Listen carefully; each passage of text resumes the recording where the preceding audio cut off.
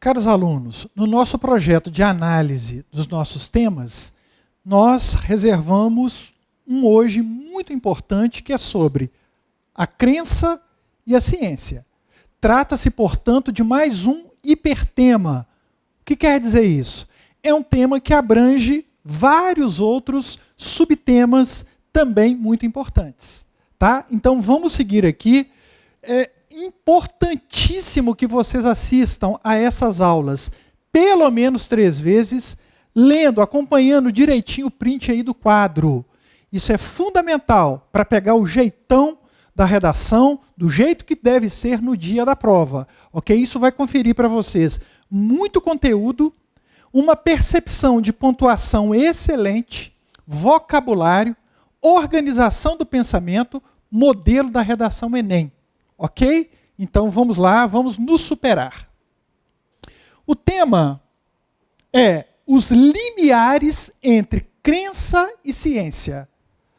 Produtivos ou nocivos à geração do conhecimento. Nós sabemos que não existem palavras em excesso no tema. O primeiro ponto a se considerar aqui é geração do conhecimento. Será que geração do conhecimento está se referindo aos jovens que estão muito envolvidos com a tecnologia e acessam de forma mais fácil o conhecimento? Não. Lendo os textos motivadores, nenhum deles fez qualquer remissão acerca de geração do conhecimento como jovens que detêm muita informação. Então, está fora essa interpretação. Então, se o tema apresenta uma expressão que você acha, ou de fato ela seja ambígua, os textos motivadores vão desfazer essa ambiguidade. É a função deles, tá? Uma das. Limiares quer dizer limites. Limiar tanto é uma parede, um muro, porque fica entre um espaço e outro espaço, mas pode ser também uma porta. A porta é um limiar entre um ambiente e outro ambiente. Os limiares entre crença e ciência. Eles são produtivos ou nocivos à geração do conhecimento, ou seja, à produção do conhecimento. Está, de um lado, a ciência, de outro, a crença, e, de vez em quando, eles se tocam. Esse limiar nunca é uma parede, nunca foi. E é isso que eu estou querendo demonstrar aqui na minha redação. Mas por que houve, então, tanto problema relacionado com crença, guerras religiosas, e mesmo dentro da ciência, construção de artefatos bélicos, de bombas? Isso eu considero exageros, tanto da fé quanto da ciência. Eu fui pensando desta maneira. Então, os limiares entre crença e ciência, eu pensei o seguinte: nunca existiram de fato, de forma absoluta. Não. Um sempre esteve envolvido com o outro e ainda hoje é assim. Mas nós tivemos exageros de uma e de outra parte. Ok? Os limiares entre crença e ciência, produtivos ou nocivos à geração do conhecimento. Eu considero que é produtivo. Esses limiares, essa tentativa de aproximação, de afastamento, essa luta que existe entre um e outro, aí, isso é produtivo. O que há de negativo, eu expresso aqui como exageros. Vamos lá ver, então? Fé e ciência. 2 pontos. Educação contra os exageros. Como é que eu faço meu título? Eu sempre explico isso para vocês. Eu pego uma ideia central aqui do tema, fé e ciência. 2 pontos. Educação contra os exageros. Eu estou considerando que existe exagero da fé, exagero da ciência. A educação vai funcionar como elemento para conter os exageros e permitir que cada um se desenvolva.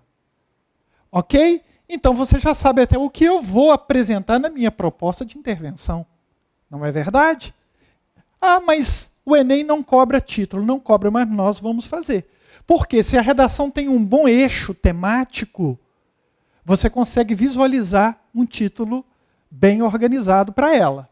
Tá certo? Então, vejamos aqui comigo. O que eu fiz? Eu procurei na história um período em que a crença e a ciência estivessem assim, bem misturados. Eu tentei imaginar quando é que estava começando a ciência. Uma visão mais empírica da natureza, da vida, do homem, dos animais. E eu encontrei lá nos filósofos da natureza. Aqui ainda havia a ideia de uma visão bastante filosófica, mas também eles eram grandes observadores da natureza, tanto que Demócrito foi o primeiro a falar do indivisível, do átomo. Ok? E isso é matéria que vocês estudam dentro de sala de aula. Podem observar aqui na minha redação, que nas minhas redações, que eu procuro sempre abordar conteúdos de sala de aula, porque tem muita coisa. Se souber tudo que foi apresentado pelos professores até o terceiro ano, ou pré-vestibular, não precisa de mais nada, é muita matéria. Precisa ficar assistindo Netflix com essa finalidade, ou ficar lendo atualidade de vestibular, se você está estudando os livros da sua escola. Não perca tempo com isso. Lembrando ainda que existem os textos motivadores da prova que te dão o norte. Você não pode copiá-los, é verdade, mas você pode se inspirar neles. E isso eu tenho demonstrado nas minhas redações. Beleza? Então vamos lá, nos primeiros a fazer uma abordagem um pouco mais pragmática, prática, empírica dos fenômenos da natureza. Tales de Mileto, Pitágoras, Demócrito e Heráclito tentaram explicar a origem de tudo a partir de suas observações pessoais. Eles não tinham artefatos científicos, microscópio, nada disso. Eram observações pessoais. Após 2.600 anos, hoje, a ciência concluiu que a maior parte das concepções desses filósofos pré-socráticos estavam incompletas ou erradas. Olha só que interessante, hoje a ciência consegue mostrar isso. Sem dúvidas, os modelos atômicos de Thomson, de Bohr e de Rutherford evidenciam um enorme avanço em relação ao que Demócrito imaginou. Porque Demócrito imaginou o átomo. Esses aqui fizeram experiências, modelos, sobretudo Rutherford. Mas, apesar, de haver uma distância entre o que pensou o filósofo Demócrito e o que demonstraram esses cientistas, apesar de haver uma distância, mas é bom lembrar que as concepções, empíricas ou não, de filósofos, alquimistas, bruxos e curandeiros de todos os tempos, apontaram a direção para onde a ciência deveria caminhar. Então, olha bem, é um limiar. Olha, vamos investigar isso.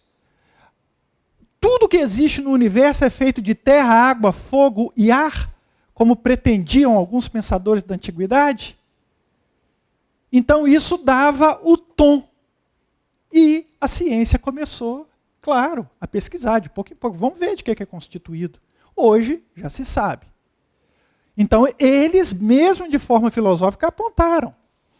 E também eu coloquei aqui bruxos, porque um dos textos motivadores fala bastante sobre isso. A única coisa que eu peguei é a ideia de bruxos, mais nada dos textos motivadores. Se você deixar uma palavra de fora e ela couber, você pode tranquilamente colocar em cima, de forma organizada. Se errar uma palavra, é só um traço. É assim que o Enem manda fazer. Tá? Ok. Mas é bom lembrar que as concepções empíricas ou não de filósofos, alquimistas, bruxos e curandeiros de todos os tempos apontaram a direção para onde a ciência deveria caminhar. Isso prova que nunca existiram limites precisos entre o místico e o científico, e que um não impediu o outro de triunfar. Olha o meu posicionamento aqui, é o que está de azulzinho. Porque o tema crença e ciência pergunta: produtivos ou nocivos a geração do conhecimento? Esses limiares, esses limites. Então, olha só. Nunca existiram limites precisos entre o místico e o científico. E que um não impediu o outro de triunfar. Triunfar quer dizer o quê? Desenvolver as suas linhas de pensamento, de observação, de ideias. Ok? Um não impediu o outro. No entanto, a partir do século XIX, notadamente com o positivismo de Augusto Comte, barreiras foram construídas. Seja pela prepotência da comunidade científica, seja pelos abusos da fé. Então, o que eu fiz aqui? Eu coloquei as minhas 2 guias argumentativas. Por que eu dei nome de guias? Porque elas vão guiar o restante da minha redação mesmo. O meu primeiro parágrafo de desenvolvimento vai ter como tópico frasal essa ideia de prepotência da comunidade científica. Tudo vai estar falando sobre isso. O meu segundo parágrafo de desenvolvimento vai estar falando dos abusos da fé. Na hora de apresentar proposta de intervenção, eu vou apresentar proposta de intervenção para a prepotência da comunidade científica e para os abusos da fé, por meio da educação. Entenderam? Então, escolher muito bem as 2 guias é fundamental para a sua redação sair muito bem. Por isso que não adianta só a palavrinha para iniciar, a frasezinha decorada. Se você não aprende a pensar, a meditar, a raciocinar, a fim de encontrar 2 problemas para servirem de guias, como é que vai ser feito na hora da prova? Muita gente agarra nisso. Tranquilo? Então, vamos lá. Eu só quero voltar aqui, câmera. Olha só. Eu marquei aqui, no entanto, a partir do século XIX, notadamente com o positivismo de Augusto Comte. Augusto Comte, o positivista, ele dizia o seguinte, que a ciência deveria se afastar completamente da fé, dos dogmas religiosos. E ele estava certíssimo. Por quê? Porque durante um longo período, a ideia da fé é que determinou tudo aquilo que era verdade na vida, na morte, nos fenômenos da natureza. Até mesmo servia de justificativa para que os reis pudessem governar, o direito divino dos reis. Então, no século XIX, com o desenvolvimento da razão, o século das luzes, e no século XIX, com o cientificismo, a ciência começou a ganhar força. Então, Augusto Comte fez muito bem. Mas, num dado momento, ele disse o seguinte, que quando a ciência pudesse explicar tudo, o homem abandonaria a ideia de Deus. Aí ele acaba entrando num exagero. É isso que eu estou mostrando aqui. E aí ele cria o quê? Barreiras, ele constrói preconceitos e constrói uma postura extremamente autoritária da ciência. Nem todos os cientistas pensam assim, nós vamos demonstrar. Ok? Então, vamos lá. Nós pegamos agora a prepotência da comunidade científica como um dos problemas, tá? Porque eu tenho que problematizar, uma vez que eu tenho que apresentar proposta de intervenção no problema, se eu não problematizo, eu não tenho o que solucionar. De início é importante frisar o caráter absolutista da ciência na atualidade. Caráter absolutista da ciência é prepotência da comunidade científica, isso veio para cá. Isso veio para cá, isso é tópico, está no topo aqui. Às vezes aparece no meio, mas eu procuro sempre colocar aqui em cima. Mas vocês já viram redações minhas aí, que eu também demonstrei que é possível fazer com que o tópico fique mais para o meio. Mas, tranquilo, aqui é o melhor lugar para quem não tem tanta habilidade assim.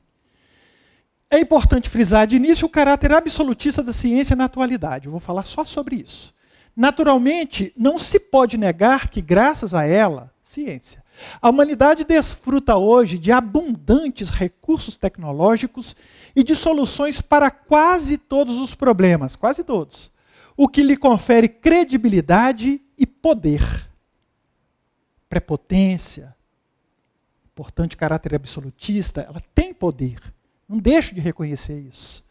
Afinal, suas linhas de pesquisas abordam desde o inconsciente humano, investigado inicialmente por Sigmund Freud no início do século XX, até a composição das estrelas em galáxias distantes. Olha como é que isso ficou legal. De um pedacinho do meu texto, eu já indico aqui que a ciência ela aborda até o pensamento, não é o cérebro, é o pensamento, tá? Até as galáxias, a composição das galáxias distantes. Então eu peguei de um ponto a outro, a ciência passa por tudo isso. Todas essas maravilhas criaram uma dependência em relação ao saber científico e levaram grande parte da humanidade a vê-lo como o único meio de lhe trazer respostas. Isso fez surgir a negação da crença como um dado cultural respeitável e a oposição em relação a tudo que não pode ser provado pela ciência. Então, surgiu um tipo de situação ruim, pelo exagero. Não é só a ciência que tem resposta. Ou só as respostas da ciência que têm valor. E aí, acaba gerando uma situação complicada, porque a crença é um dado cultural também respeitável. Ah, mas atrapalha a ciência. Não, isso é o exagero. Um bom exemplo, então estou usando a exemplificação, que é uma das estratégias argumentativas, nós vamos ver daqui a pouco. Um bom exemplo, que nós acabamos de falar, é a obra Deus, um delírio, entre aspas, de Richard Dawkins, biólogo evolucionista inglês que, em pleno século XXI, empreendeu uma batalha contra a fé religiosa. Mas como é que você sabe que ele empreendeu uma batalha contra a fé? O próprio título da obra dele. Deus, um delírio. É maravilhoso. A obra realmente é muito expressiva, é uma dedicação enorme desse cientista, mas esse nome Deus, um delírio serve para vender. Ele não trata especificamente de Deus, ele só diz que não precisa de Deus para explicar a vida e todos os fenômenos da vida. Mas ele acaba entrando num contexto em que a ciência não vai. Mas, tudo bem, ele tem o direito de fazê-lo também. Mas isso acaba gerando o que nós conhecemos como exagero. Esse comportamento prepotente, nós estamos até agora na prepotência, seguido por tantos outros cientistas, constrói barreiras e preconceitos em vez de promover cooperação e respeito. É claro que a ciência tem que provar, tem que avaliar. Ah, está dizendo que aquela água com aquele produto ali mágico funciona? A ciência vai lá, examina. Não funciona. A ciência, isso é função dela. Mas quando a pessoa chega e fala, não, essa água funciona, porque a gente está colocando isso aqui, e aí a pessoa faz lá algum elemento mágico, não. Aí já é um abuso da crença e da fé das pessoas. Beleza? Então, trabalhado o primeiro ponto que nós colocamos aqui, da prepotência da comunidade científica, nós vamos rumar agora para o segundo ponto, abusos da fé. Tranquilo? Então, vamos lá. Nós colocamos o primeiro ali, agora outro ponto fundamental acerca dos limites entre crença e ciência. Eu amarro de novo o tema, a ideia central do tema, e trago para cá. Porque senão eu permito que as ideias fiquem fragmentadas no meu texto. Eu não posso. Outro ponto fundamental acerca dos limites entre crença e ciência. Observem, câmera, que aqui eu estou fazendo isso de novo. É preciso, portanto, se construir uma relação de respeito entre crença e ciência. Ah, mas você repetiu, está longe. E essa é a ideia central. Essa ideia de não pode repetir, isso está errado. Você não pode repetir pertinho, quando fica evidente que faltou vocabulário. Aqui nós estamos repetindo para não deixar a ideia central se fragmentar. É outra coisa. Ok? Então, outro ponto fundamental acerca dos limites entre crença e ciência relaciona-se aos terríveis abusos cometidos no campo da fé religiosa. Muito bem, trouxe abusos da fé para cá. Tal problema chegou ao ponto máximo no período da Idade Média. Tem que ser Idade Média com maiúsculas. Compreendido entre os anos 476 depois de Cristo, D minúsculo, C maiúsculo, a 1453 depois de Cristo. 476, queda do Império Romano do Ocidente. 1453, tomada de Constantinopla pelos turcos otomanos, ou queda do Império Romano do Oriente. Então, nesse período aqui, nós tivemos a Idade Média.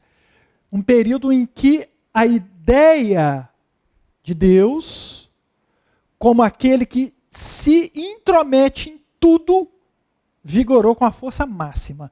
Nesses quase 1000 anos de história, vírgula, o pensamento Deus, teocêntrico, foi imposto a todos os estratos sociais e passou a nortear o conhecimento da época com soluções equivocadas, preconceituosas e violentas. Eu demonstrei o excesso, o exagero aqui da ciência, agora estou mostrando o excesso da fé. Olha o título da minha redação. Isso comprometeu esses exageros, né, essas soluções equivocadas, preconceituosas e violentas que nós sabemos, sobretudo na Idade Média, e isso comprometeu o desenvolvimento científico e gerou a supremacia da fé como resposta para todos os questionamentos sobre a vida e a morte. Foi por força dessa ideia que Galileu Galilei, Nicolau Copérnico e, mais tarde, Giordano Bruno, ano de 1600, foram condenados como hereges, ridicularizados ou mortos. Tem que ser ou, porque não foram os 3 aqui que foram mortos, não. Quem foi morto aqui foi Giordano Bruno. Tá? Mas teve gente aqui ridicularizada, por exemplo, Copérnico, tá? Foram vistos como hereges, Galileu Galilei, também Giordano Bruno. Hoje isso mudou. Essa situação, né, de colocar as pessoas em situação de ridículo, matar porque pensa de forma diferente da fé dominante. Há, por exemplo, grandes cientistas que defendem a teoria do design inteligente, como o estadunidense Michael Behe, segundo os quais, esses que defendem, segundo os quais, há uma mente superior, Deus, que cria e organiza tudo, tanto no mundo micro quanto no macroscópico. Então, nós colocamos aqui uma informação muito interessante. Aqui nós temos ciência e fé. Não tem limites precisos. Os que defendem a ideia do design inteligente não conseguem conceber que a perfeição, a engenhosidade dos processos no mundo microscópico, no mundo macroscópico, tem de ter uma causa inteligente. Ah, mas isso é uma grande besteira. Bom, esses caras são grandes cientistas, muitos deles, conhecidos e notáveis no mundo inteiro. Então, quem sou eu para chegar e falar que eles estão dizendo besteira? E eles têm coragem de chegar e falar para o mundo inteiro. Não, tem algo aí que a ciência não explica. Alguns se opõem, inclusive, à teoria da evolução natural de Charles Darwin. Esse aqui, por exemplo, o Michael Behe, tem um livro, tem uma obra chamada A Caixa Preta de Darwin, em que ele vai mostrar, através do conhecimento que ele tem como bioquímico, como cientista de alta envergadura, ele vai mostrar que para quem conhece profundamente biologia e química, segundo ele, tá? Quem sou eu? Ele diz isso na obra A Caixa Preta de Darwin. Ele vai dizer que quem conhece profundamente não consegue aceitar a teoria da evolução natural. Ok? Quem tiver interesse, isso é interessante também. Ok, aí, mas tem gente que não acredita. Claro, para outros cientistas, isso não passa de pseudociência, falsa. Tá? Isso é besteira, ok. Mas fica demonstrado que fé e ciência até hoje se misturam. Não há limites precisos, como nós colocamos aqui. Câmera. Isso prova que nunca existiram limites precisos entre o místico e o científico. Os filósofos misturavam, os cientistas foram no encalço daquilo que muitos bruxos, alquimistas, filósofos diziam. Ok? Então, nós desenvolvemos neste parágrafo, aqui câmera, neste parágrafo, uma guia, prepotência da comunidade científica, os exageros. Nós desenvolvemos aqui os exageros da fé, tá? Os exageros da fé. E agora, o que se espera é uma solução para o problema. E aí nós pensamos assim, qual a solução para os exageros de uma e de outra parte? Educar. No sentido de levar as pessoas a respeitar o ponto de vista do outro.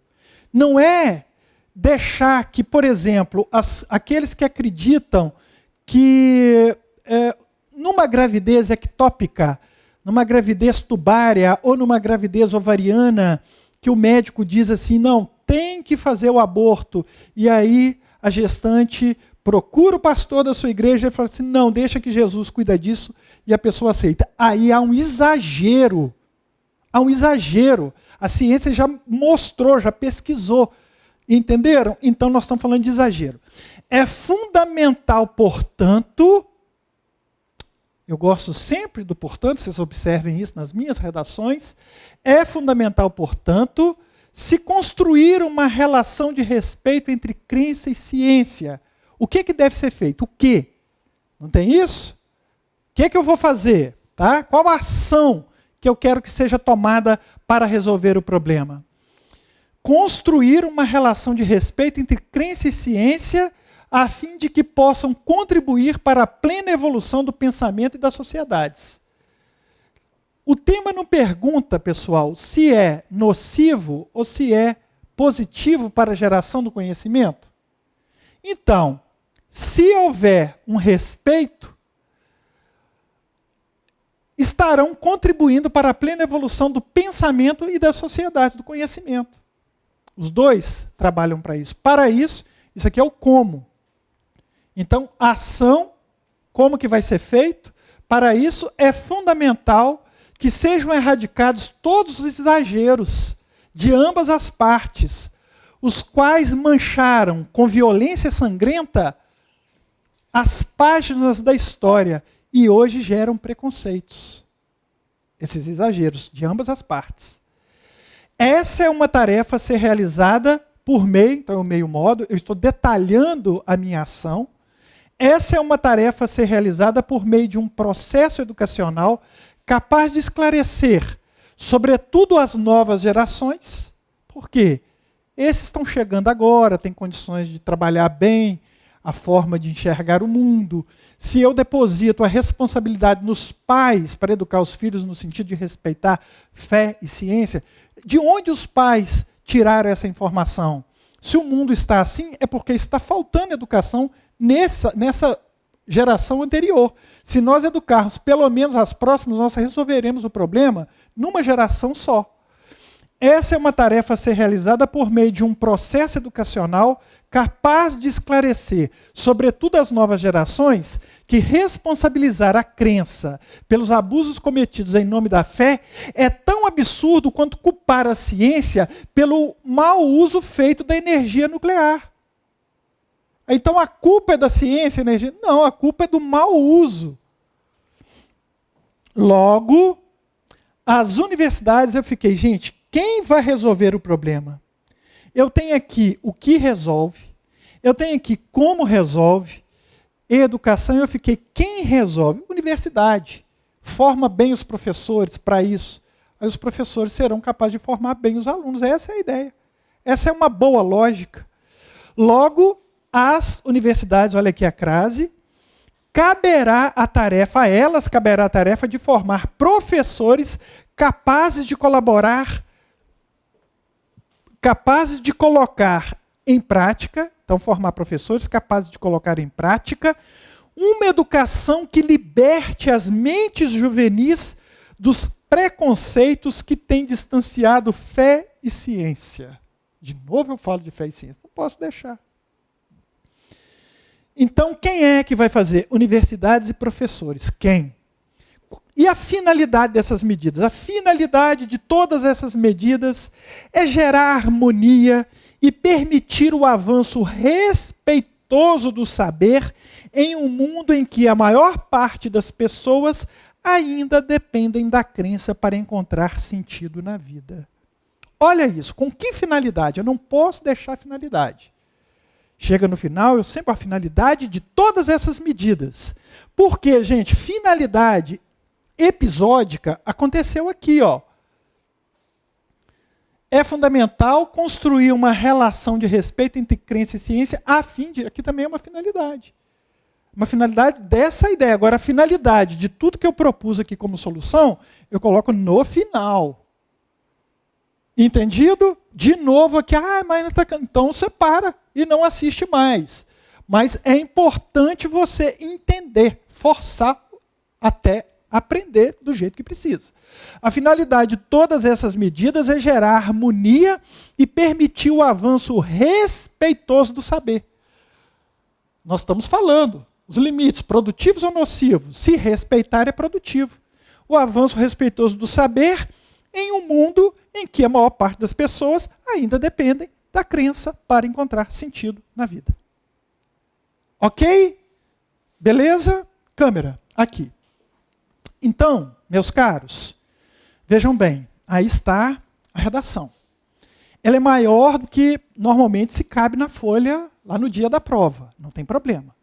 Meu objetivo aqui é colocar conteúdo rico para que, se cair um tema parecido, ou um tema dentro disso aqui que nós podemos utilizar, algumas dessas informações, ou bastante dessas informações, vocês têm aí, ó.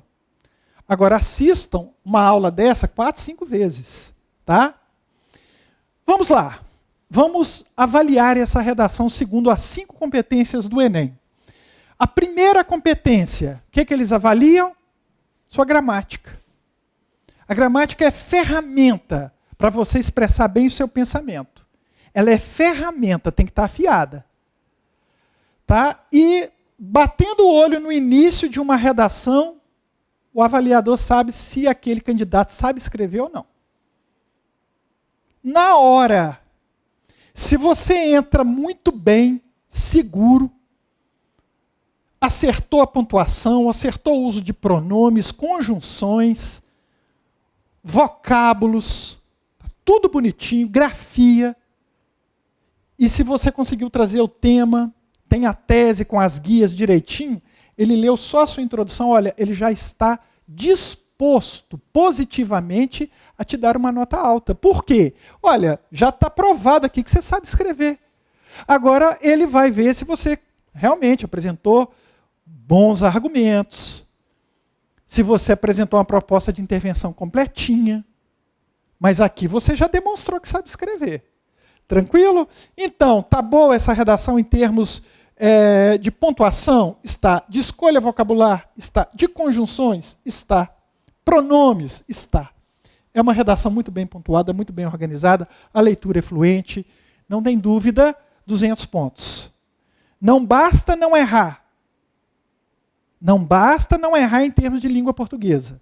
Você tem que mostrar que tem uma nota de partida alta, ou seja, a sua escrita tem um nível alto em termos de língua portuguesa. Eu já expliquei isso em outro vídeo, não vou explicar de novo, porque fica cansativo.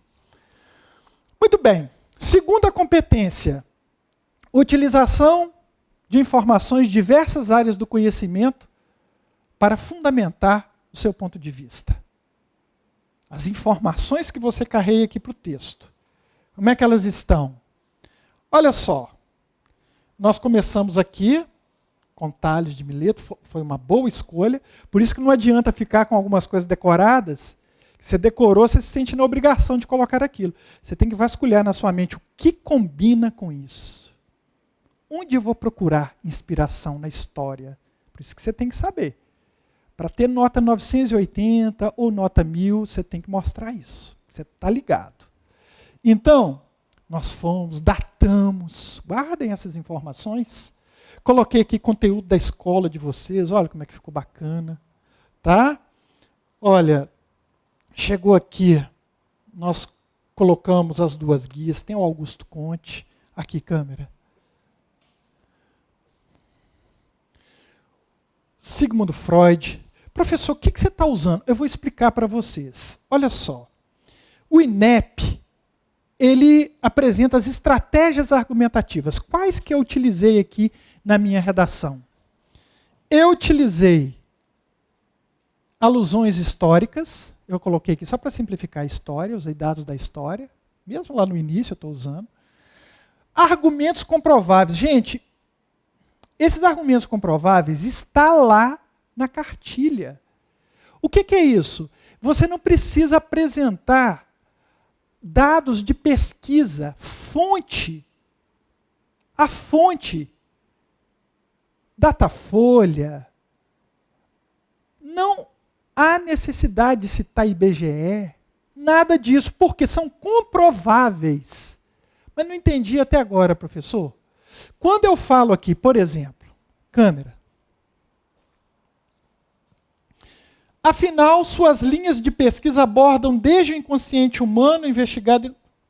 Eu não citei fonte nenhuma, isso é comprovável. Se você for lá e pesquisar, você acha isso aqui, porque senão tudo que eu falo numa redação eu tenho que dar fonte. Ué. De onde eu tirei? Do livro tal. Pesquisa. Não tem como fazer isso. Só aquilo que vem com número, com informações muito específicas, que eu preciso citar a fonte. Então tem muitos dados comprováveis na minha redação. Olha aqui. Os modelos atômicos de Thomson, Bohr, Rutherford evidenciam um enorme avanço em relação ao que Demócrito imaginou. Quem foi que provou que tem avanço? Isso é comprovável. Eu não preciso citar quem disse isso. Entenderam? Então, são argumentos comprováveis. Volta aqui. Dados de atualidades. Eu também usei nessa minha redação. Quando eu citei ali Richard Dawkins, por exemplo, isso é bem atual. Autoridade, eu cito o próprio Sigmund Freud, tá? É uma autoridade. Exemplo, aqui ó, um bom exemplo é a obra Deus, um delírio. Exemplifiquei. Então eu estou usando 5 estratégias argumentativas. Ah, professor, mas você não colocou frase de um autor conhecido? Mas quem disse que eu tenho que colocar em todos? Quem disse que para tirar nota 1000 precisa disso? Não, ué. Eu preciso usar estratégias argumentativas. Quais são as melhores para aquele tema, para aquele texto, para o meu tipo de abordagem? Tem tema que eu uso bastante dados estatísticos, bastantes. Aqui não foi necessário. Tem tema que me faculta a oportunidade de trabalhar uma frase de autor. Aqui eu não fiz. Então, se vocês pegarem as redações, eu estou trabalhando nelas. Todas as estratégias. Todas. Em umas redações eu trabalho algumas, em outras. Sempre você tem que estar de olho nisso aqui. Tá bom? Então, olha, aqui. Tem mais? Tem. Olha, coloquei Idade Média, datei. Nem coloquei aqui queda de... Não, você não pode fazer isso. Não pode jogar informação fora. Você tem poucas linhas. Coloquei aqui Nicolau Copérnico, Giordano Bruno. Né? Aqui Michael Behe. Né? Isso é também uma atualidade. Tá? É uma atualidade. É uma exemplificação. E proposta de intervenção. Beleza? Então, nós já estamos com mais um 200. Competência 3. A competência 3 está relacionada com a organização da sua redação como um todo. Olha só o que a competência 3 especificamente pede. Selecionar, relacionar, organizar.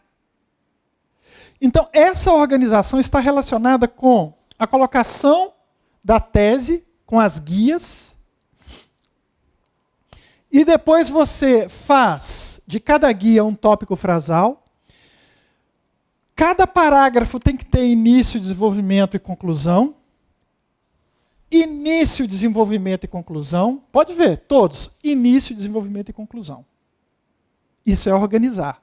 A qualidade da sua argumentação também está sendo analisada aqui. E a seleção das informações que você traz para o seu texto, também aqui. Na competência 3. Então, meus caros, 200. Competência 4, usar articuladores. O que vale 200? Uso diversificado de recursos coesivos. Isso vale 200 pontos. Tá? Então, o uso diversificado de recurso coesivo, 200 pontos. O que é isso, professor? Olha só. Suas, que, desses, mas, isso. Você não vai deixar início de parágrafo sem coesão, mas só isso é muito pouco, só pegar cartinha da manga. Né? Você pegar uma cartinha e jogar ali no início de cada parágrafo e achar que o avaliador está engolindo isso fácil. Não é assim como regra geral. Tá? Então, observem, no início de cada período, eu também procuro colocar um articulador. Mas não quer dizer que eu tenho que colocar em todos. Olha só. Após 200 anos. Aqui, sem dúvidas. Mas, isso, no entanto. Aí vem. Um marcador aqui de sequenciação. Isso é um marcador de sequenciação. Primeiro, segundo, de início, depois, outro. Isso é marcador de sequenciação. Olha. Afinal, essas, desde o inconsciente até, isso também está articulando, isso, um bom exemplo do que eu acabei de falar, que esse, outros, em vez de, outro, tal problema, nesses, por quê? Se um avaliador começar a ler muito rápido a sua redação, e como ele tem uma competência exclusiva para articuladores, ele costuma sapecar uma leitura onde tem os pontos. Então, você fique atento com isso. Nesses quase, isso. Foi por causa dessa ideia, não tem necessariamente, está aqui sempre no início, dessa ideia. Hoje isso, os quais, tá? Portanto, para isso, essa, por meio de, logo, a finalidade de todas essas medidas. Uso diversificado de recursos coesivos. Tem? Tem. Então, também estamos no 200. E a competência 5 vai versar sobre a proposta de intervenção. Não pode ir contra direitos humanos, isso aqui é básico, não estamos defendendo nada que seja ruim para o ser humano aqui, tá? Nada que seja contra um direito fundamental. E essa proposta de intervenção tem que ser detalhada. Como assim? O que resolve o problema? Como se resolve o problema? O que resolve? Como resolve? Com que finalidade se resolve? Tudo aqui. Veja bem. Aqui, olha. Ação é o que resolve. Meio modo é o como se resolve. O agente é quem resolve. E a finalidade é o motivo pelo qual você apresentou tudo que você colocou aqui em cima. Com que finalidade? Você apresentou essa solução para quê? O que você está visando com isso? Colocadas em prática tais medidas, às vezes eu costumo terminar assim também. Tá? Mas agora estou indo mais para a finalidade e pego tudo aqui. Por quê? Você coloca a finalidade depois. Você costuma fazer assim, colocadas em prática tais medidas, aí costuma não caber. Aí eu já vou direto com a finalidade aqui. Tranquilo? Então tem tudo? Tem. Olha só. O que vai ser feito? Construir uma relação. Como? É fundamental que sejam radicados, é uma tarefa a ser realizada meio modo, desse jeito aqui. Quem? Universidades e professores. Com que finalidade? Gerar harmonia, permitir o avanço respeitoso e tal. Entenderam, meus caros? Está aí mais um hipertema. Prestem atenção, assistam a aula várias vezes, tá bom? Tchau!